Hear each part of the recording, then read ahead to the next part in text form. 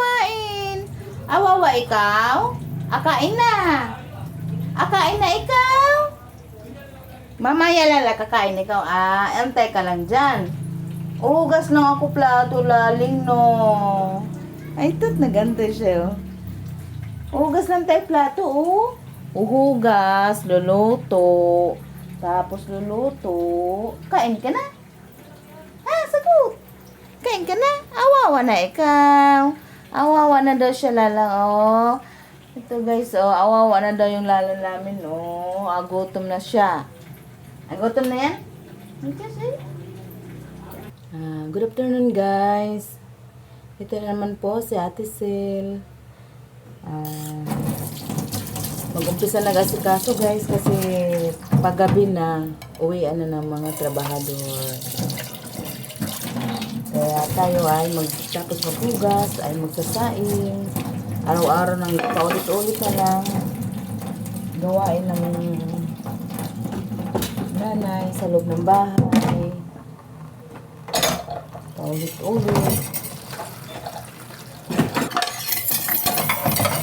Pagkatapos maghugas guys, tayo ay magsaing.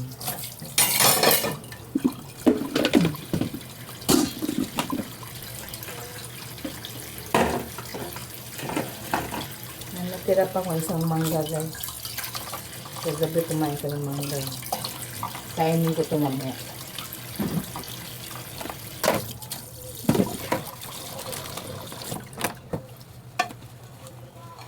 Tapos mamaya naman guys, gabi pag uwi ng anak ko, maglaba uli ng uniform. Ganun lang po. Araw-araw yung gawain ko guys. Ulit-ulit lang. Tapos mag-isip pa kung anong ulamin.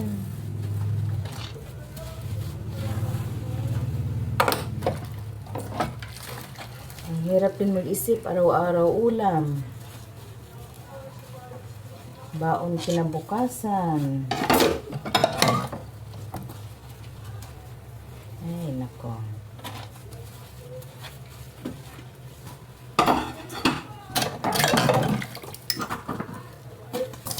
Tapos, dami pa kong sa taas, guys.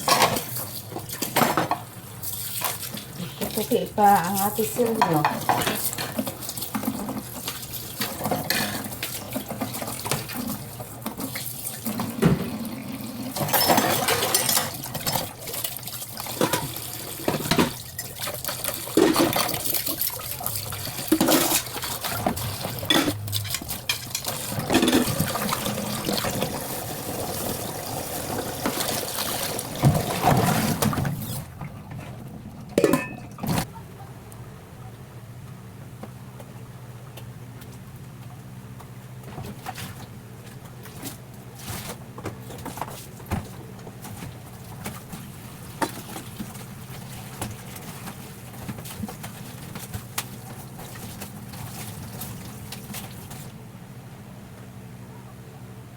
Guys, tapos na ako naghugas ng plato.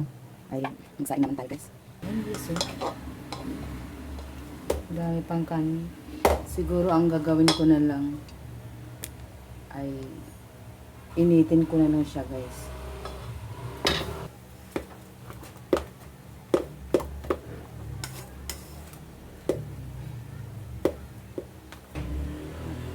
Kasi guys, pag mag-init ako ng kanin, nilalagyan ko konti ng tubig para hindi siya matutong. Kunti lang po, yung mga ganito. Yan. At atin na at iinit na natin guys. Mahina lang siya na apoy guys. Okay na yan. Dahil ang panghinang basahan namin guys. Dahil ang aming aso ay sa basahan po umiihi guys. Kaya kailangan pong agad-agarin paglaba yung basahan para hindi po mangamoy.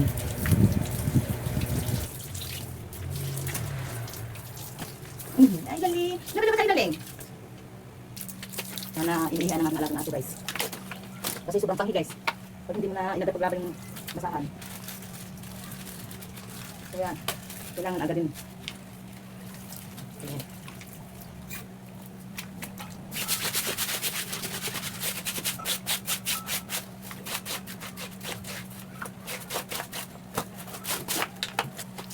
ng bula guys. Basta.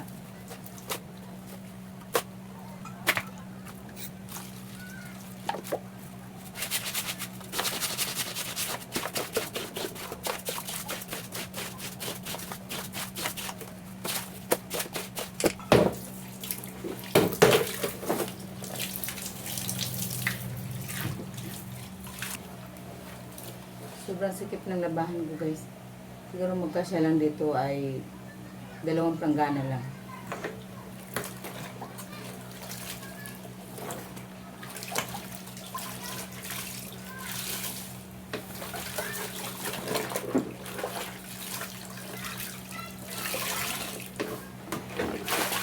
Sangkay na tayo guys.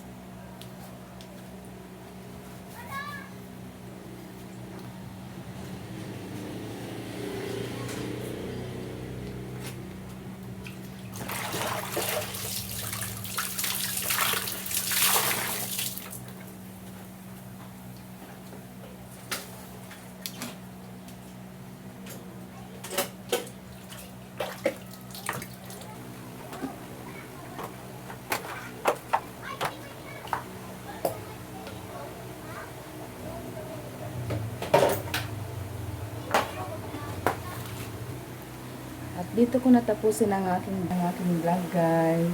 Thank you for watching po.